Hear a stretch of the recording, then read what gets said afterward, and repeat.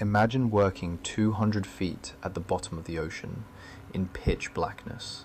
Suddenly, the air in your helmet tastes like sugar, and the voice of your dead wife comes over the radio, begging you to take your helmet off.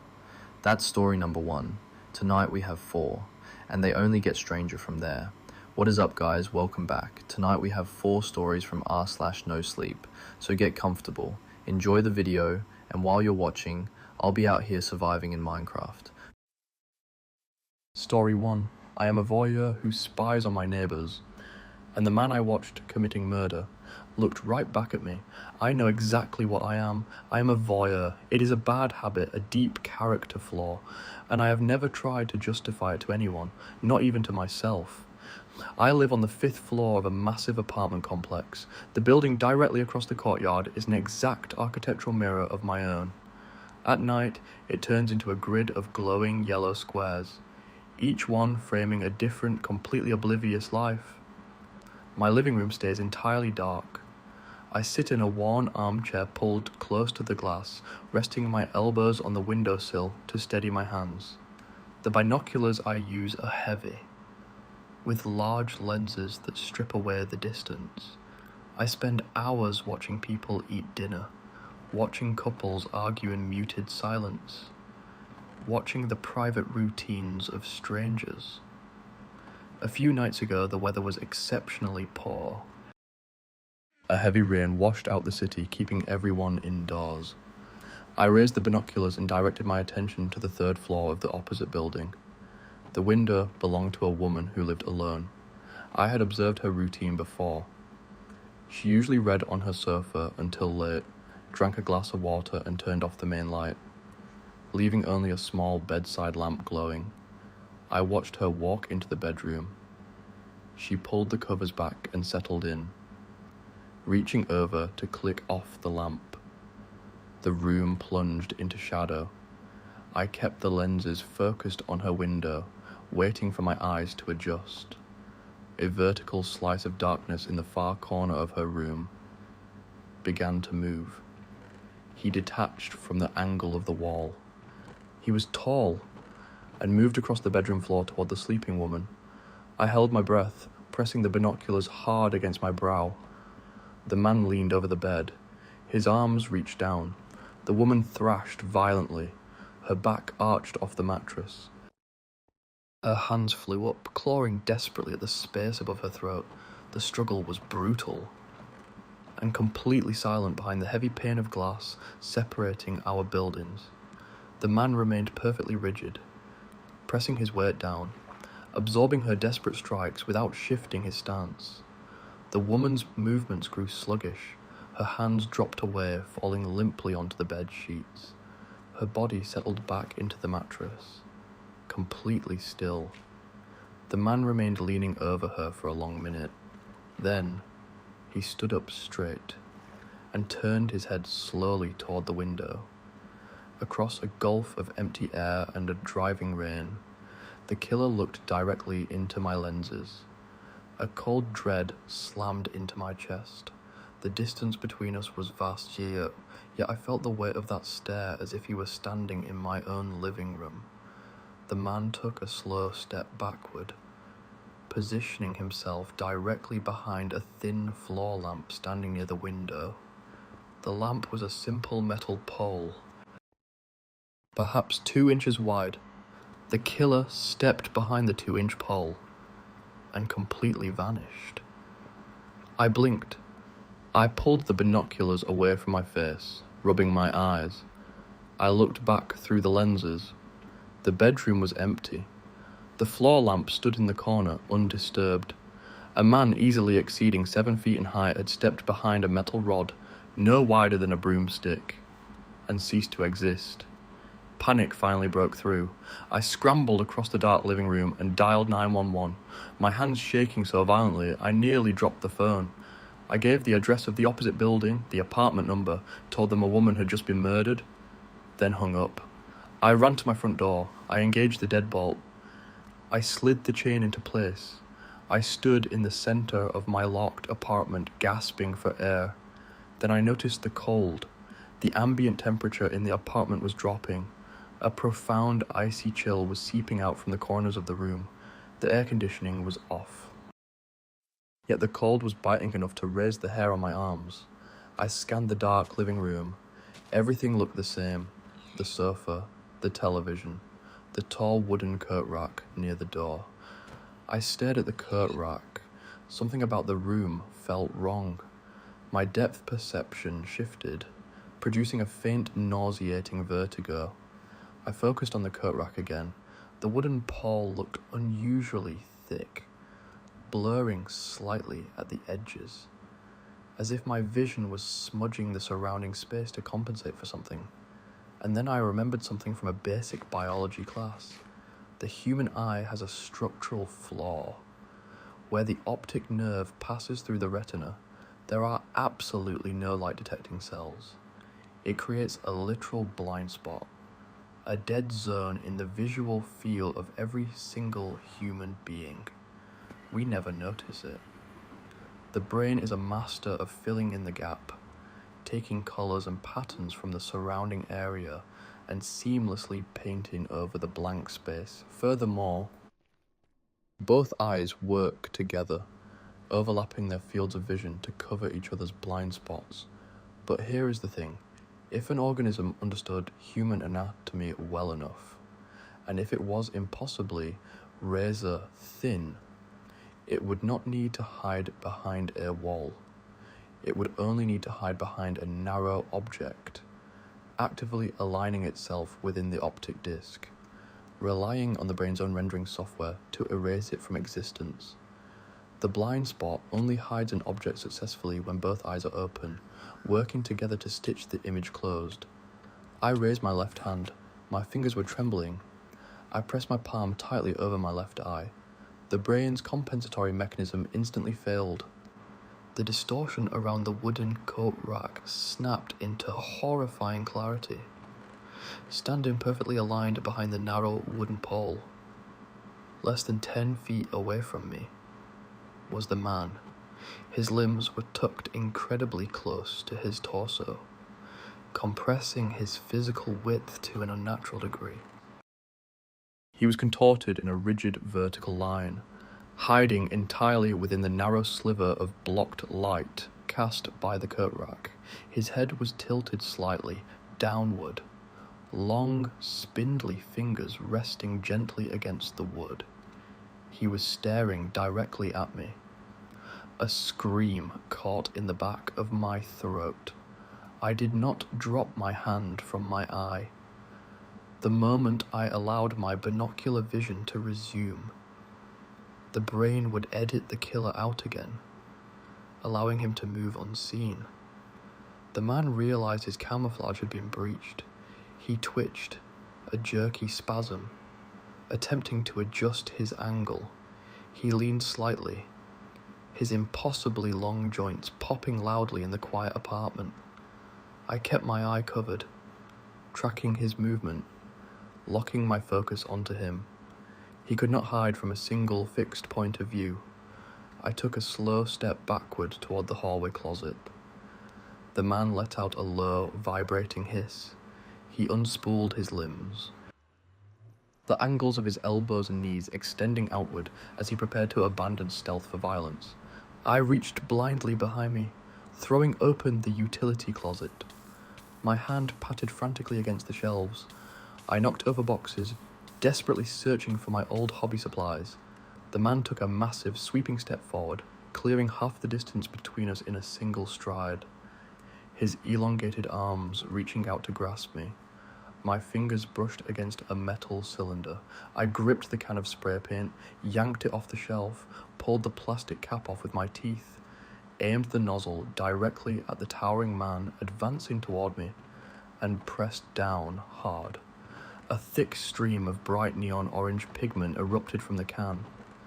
The heavy aerosol spray coated the man from his collarbone down to his knees. The wet paint hit the stretched skin with a sickening splat. The killer recoiled violently, letting out an ear-piercing yell that shattered the silence of the apartment. He thrashed blindly, throwing his long arms over his face. completely disoriented. The bright neon orange paint clung to his flesh, dripping down his ribcage. The man's form was now visible against the muted colours of my living room. I dropped my hand from my eye, my binocular vision engaged, but the brain could no longer process the cover-up. The sheer contrast of the orange pigment destroyed his ability to blend into the background. I threw the aerosol can at his chest and bolted. I tore my fingernails on the wood as I clawed at the deadbolt. I snapped the lock back, ripped the door open, and threw myself into the brightly lit hallway. 3 police officers burst onto my floor, weapons drawn. I collapsed against the wall, pointing frantically toward my open door, screaming that the killer was inside. They swept through my apartment. A few minutes later, the lead officer stepped back out into the hall. He told me my apartment was completely empty. The windows were locked from the inside, no sign of an intruder. The only disturbance was a smashed lamp, a knocked-over coat rack, and a massive puddle of bright orange spray paint soaking into the living room carpet. The other unit breached the apartment across the courtyard. They found the woman in her bedroom, brutally strangled, no signs of forced entry. The doors were dead-bolted, the window sealed, no DNA, no fibres, no fingerprints, no trace of anyone ever entering or exiting the room. The detectives sat me down in a sterile interrogation room. They laid out the facts: a woman murdered in a locked room. Simultaneously, I call 911, barricade myself in my own locked apartment, and vandalize my own living room with spray paint. I possess intimate knowledge of the exact time and nature of the murder across the courtyard. Yet I claim a towering, invisible man committed the crime. They did not believe a single word I said. They could not officially charge me. There was no physical evidence linking me to the victim's apartment, and the building's security cameras proved I had not left my floor all night. They released me pending further investigation. I am writing this from a cheap motel on the edge of the city. I cannot return to my apartment. The police are watching my every move. I know they will never find the killer. The authorities are searching for a human being who uses doors and leaves footprints. They are not searching for something that folds itself into the blank spaces of human biology. So I need you to understand the mechanics of what is hunting in this city. If you are sitting at home late at night and the temperature suddenly drops, if you feel a heavy, icy dread settling in your stomach and the room feels deeply wrong, if your depth perception shifts, and a coat rack, a floor lamp, or an open door frame looks unusually wide or slightly blurred at the edges, do not trust your vision. Do not assume the room is empty. Raise your hand. Tightly close one eye. You might be completely paralyzed by the horror of what is standing in your blind spot, quietly waiting for you to go to sleep. Alright, that one is going to stick with you. I can already tell. Close one eye, look around your room, and tell me that didn't just do something to you. Let's not waste any time though, because what comes next hits completely differently. This one isn't about a monster hiding in the shadows, it's about something far more unsettling. The moment you realize you might not exist at all. Story 2. I've counted my crew before every dredge for 14 years. Tonight, the count was wrong. I am the senior deckhand on a 68-foot trawler called the Margaret Ann.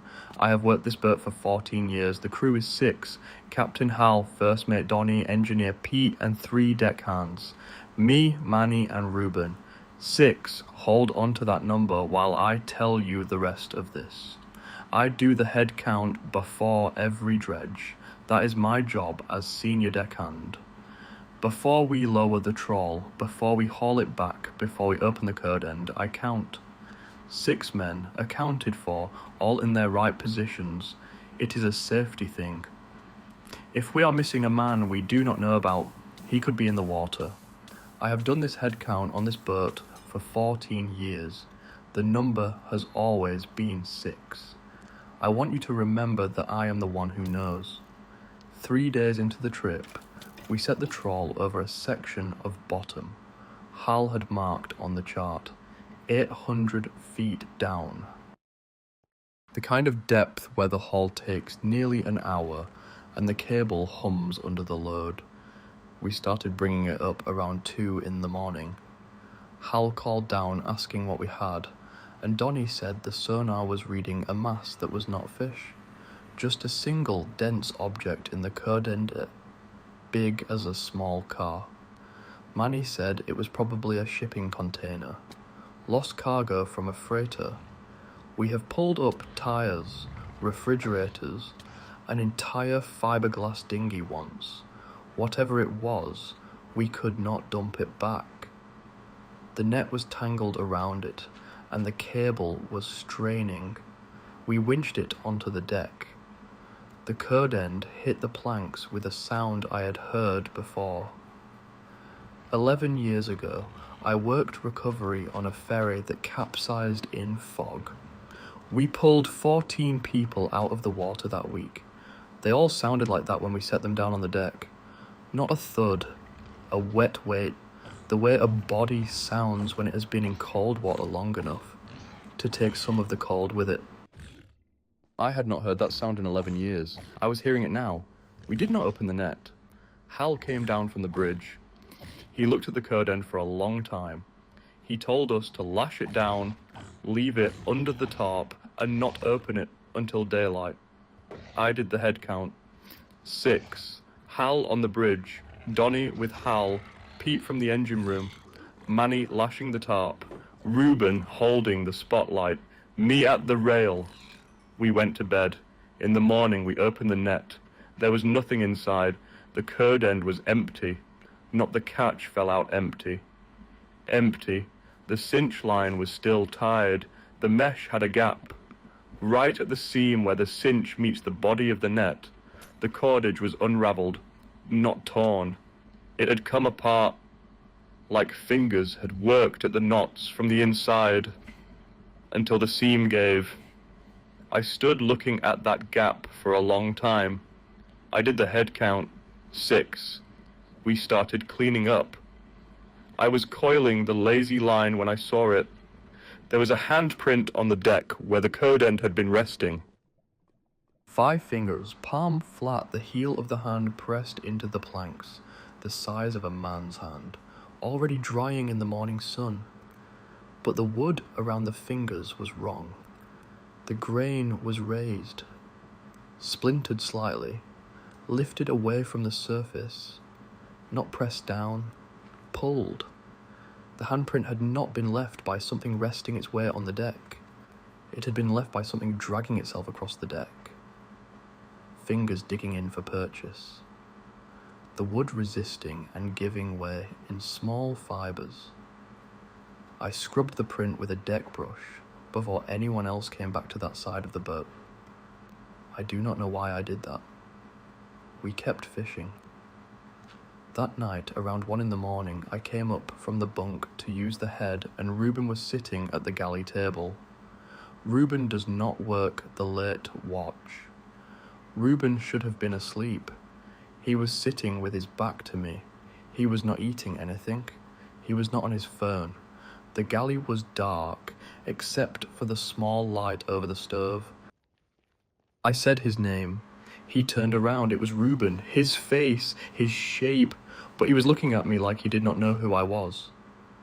And his eyes were not focusing on mine. They were focusing somewhere about 6 inches behind my head. I said, "What are you doing up?" His mouth moved. The shape of his mouth made the words. "I am hungry." The sound came a half-second later. The voice was Reuben's voice, but it arrived after his lips had already finished the sentence and gone still, as if the words had to travel from somewhere else to reach me. There was nothing in front of him. No food, no plate, no cup. He turned back around and faced the dark wall again. When I came back through the galley, he was gone. The chair was still pulled out from the table. I put my hand on the seat. The wood was warm, body warm. I went down to the bunk room. Reuben was in his bunk, asleep, snoring the way he always snores. I stood in the bunk room and counted. Hal in the captain's cabin, Donnie in his bunk, Pete in his bunk, Manny in his bunk, Reuben in his bunk, me standing. 6. I went back up through the galley. The chair was still pulled out. I put my hand on it again, still warm. I came up at 4 in the morning for my watch. I walked through the galley on the way to the deck. I put my hand on the chair, still warm. Same temperature it had been 3 hours earlier. Body warm. The chair had been warm for 3 hours, and the wood was old, and the galley was cold. And nothing should have stayed warm that long. Whatever had been sitting in that chair was warming it from inside the wood. Whatever had been sitting there was finished. I started counting more often after that, every time I came up on deck, every time I went down to the bunk room, every time I passed someone in the corridor. The count stayed at 6. The count was always 6. I am writing that down because I want it on the record that the count was 6 right up until it was not. Day 6 of the trip, Hal called everyone to the wheelhouse. We stood in a half circle around the chart table. I counted heads, 6. Hal talked for about 3 minutes. He told us the bottom east of here had been dead, and we were going to pack it in early and run back to port. Then he told us to get back to work. The rest of the day I worked the deck. We were stowing gear, breaking down the trawl. I counted 3 times that afternoon. Each time I came up at the same number, 5. I did not register that the number had changed. I want to be precise about this. I counted 5, and I wrote 5 in my head, and I did not feel the count was wrong. I just kept working. It was some time around dinner that I realized I had been counting 5 for hours, and that an hour ago I had been counting 6, and that no one had left the boat. We were 150 miles from shore. No one could have left. I went to Hal and asked him who else was on the boat. Hal looked at me for a long moment. He said, "What do you mean?" I said, "How many of us are there?" He said, 5. Always been 5. You feeling okay? I sat with my back against the rail and tried to remember the name of the 6th man. The name would not come. I've worked with him for 14 years. I should know his name in the way I know my own, but when I tried to think of him, I could only think of his place at the rail, his hands on the cinch line. The way he laughed at one of Hal's jokes once, on a calm day, 4 trips ago. I could see the place where he should be. I could not see him. I went down to the bunk room. There were 5 bunks. I had never noticed there were only 5 bunks. I would have sworn there were 6. The space where the 6th bunk should have been was wall. The wall was old. The wood matched the rest of the bunk room. There was no seam, no hinge, no evidence anything had ever been there. I went and looked at myself in the small mirror over the sink. It was my face. Every detail was right. The scar above my left eyebrow from the winch cable. The way my hair grows in 2 directions at the crown. The chip in my front tooth from a fight years ago. I stood and watched the face for a long time, looking for what was wrong. The face was breathing slightly behind me.